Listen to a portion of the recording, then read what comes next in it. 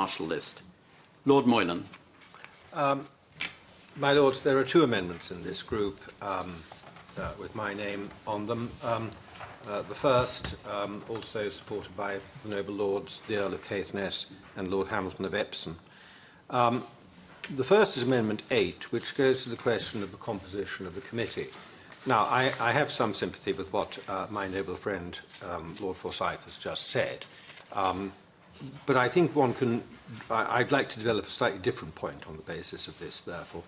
I think one can say, however, that there is universal agreement, almost, across the committee, that actually this topic should be addressed on the face of the bill. And the question, I suppose, would be, if there were questions of difference, would be, well, what it should actually say. But the government should simply have a clear run and be able to make it all up when it suited them. I don't think that is something that there is support for on the committee.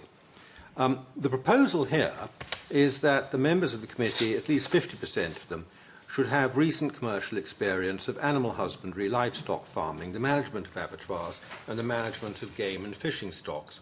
And it may be thought that this is a sort of ignoble attempt to stack the committee in one direction rather than another, which it isn't at all. I want to make a rather different point. We will have an opportunity in the penultimate grouping, whenever we get to it, to discuss the science and indeed the metaphysics of sentience. But I do want to make this point now, anticipating that.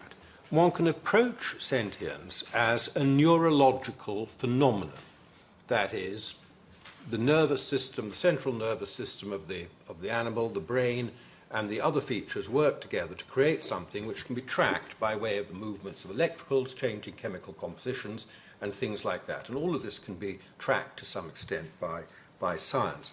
But it is also the case that sentience, as we talk about it, is a lived experience. It is the experience of pain. It is the undergoing of suffering.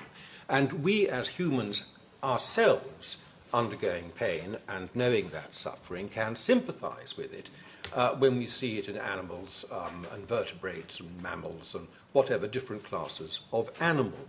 So for us to understand and for a committee to benefit from a real understanding of sentience, I do think it is terribly important that people who have direct experience of working with animals and the other, working with the animals in the scope of this bill, should be very fully represented on the committee, because otherwise we risk this possibility that it simply ends up as a sort of neurological exercise, and the direct experience of sentience, the lived experience of sentience, is ignored by the committee as it's packed with all these scientists. So that was the point I really wanted to make about that. It isn't a question of stacking it. It is a question of trying to understand what sentience is and how we translate that into policy.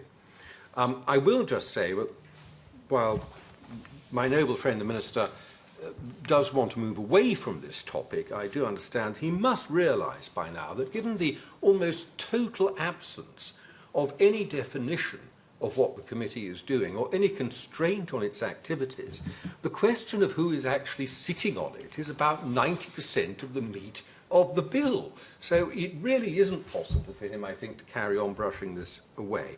The second amendment is number 9.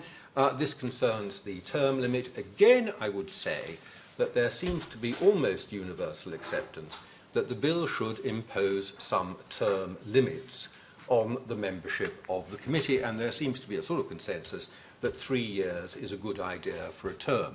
If there is a matter of a difference, it's simply on the question whether it should be non-renewable, which is what my amendment says, or whether it should be perhaps renewable for one single further term, as the noble Lady Baroness Bakewell has said. I'm sure some consensus on that point can be achieved by the committee, even if the government itself doesn't want to do so. So that was simply the second point, and I think it's a very sensible amendment, and I hope the government does respond to the widespread views on this topic in the